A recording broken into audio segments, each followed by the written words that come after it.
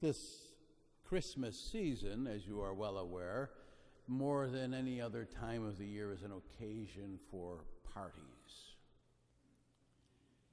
And what you have here really in this section of the Gospel according to Luke, an account of the very first Christmas party, the very first time people celebrated the coming of Christ at Christmas.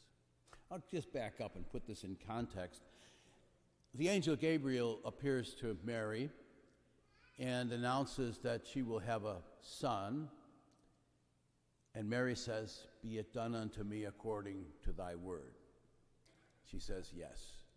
And then the angel says, and your cousin Elizabeth, even though she's old, is expecting a child. She's in her 3rd month.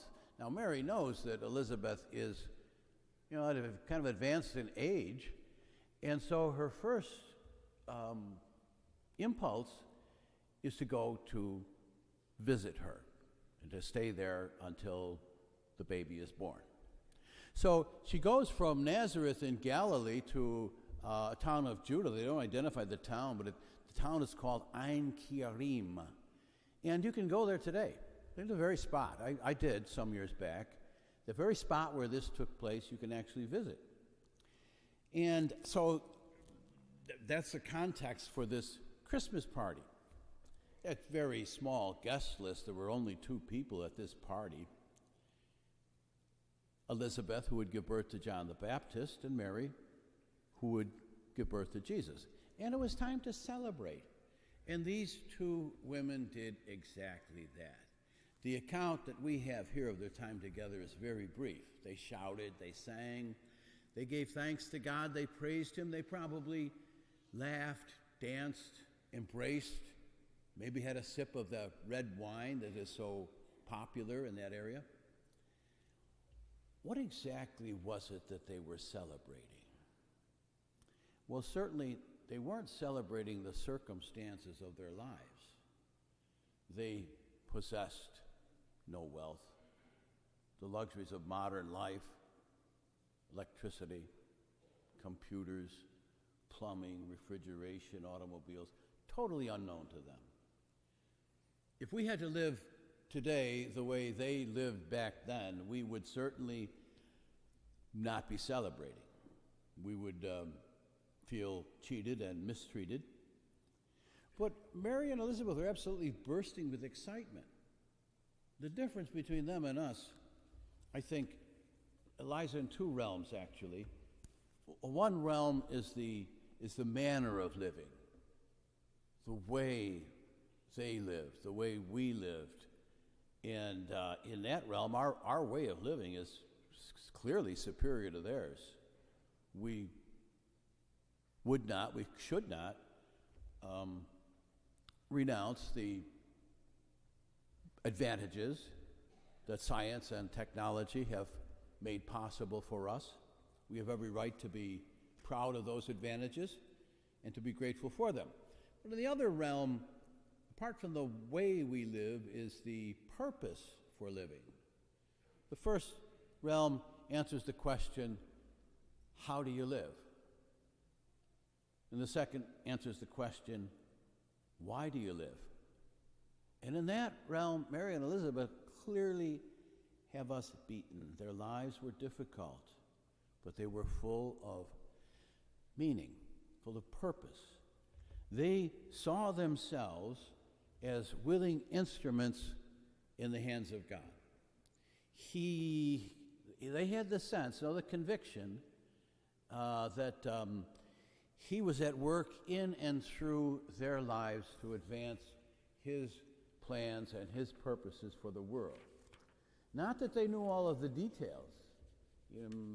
Elizabeth certainly did not know that John's life would be ended by a drunken King Herod who had him beheaded. Mary knew nothing at all about the cross.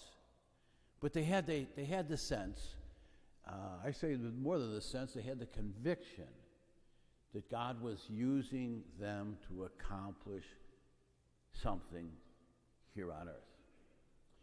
And I suggest to you that that same spirituality that infused the outlook of Mary and Elizabeth is available to you and to me.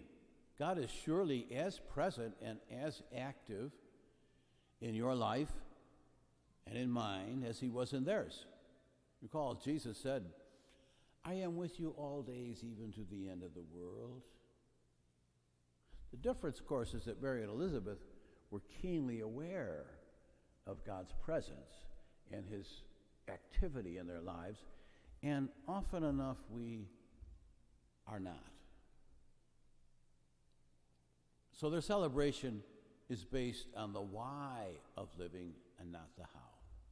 They celebrated not because of the circumstances of their lives, but in spite of those circumstances. And as we prepare these final couple of days before Christmas, it's good for us to focus on Mary and Elizabeth. I think that's why the church gives us this gospel today. And to see the difference maybe between the how of living and the why of living. You know, how we celebrate Christmas is really not all that important, how we celebrate it.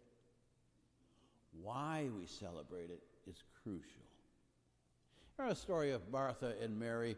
Jesus went to their house because he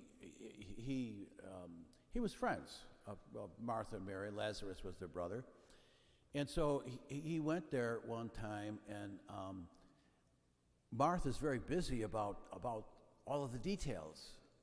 She's cooking the meal and setting the table, and Mary's not. Mary's concerned not with the how, but with the why. Mary was concerned about why the Lord was visiting. The why of Christmas is more important than the how. And in the rest of our lives, too, how things happen is not as important as why they happen. And maybe we don't know the details. Maybe at this moment, the circumstances of your life are not what you would want. Be assured that there is a why, there is a reason for what is happening. You may never fully understand the reason, at least not in this life, but you can be sure that there is a reason. In the words of St. Paul, for those who love God, all things work out for the best. I like this quote from John Henry Cardinal Newman. He was a British, he was a convert actually from Protestant, from the Anglicanism, became this is in 1850, somewhere around there. Anyway, he has this line. He says, because he went through a lot of things, he didn't understand why things were happening the way they were. There is a plan and a purpose behind everything in my life. I may not know exactly what that plan is, at least not in this life, but God has his plan, and my task is to say yes to that plan.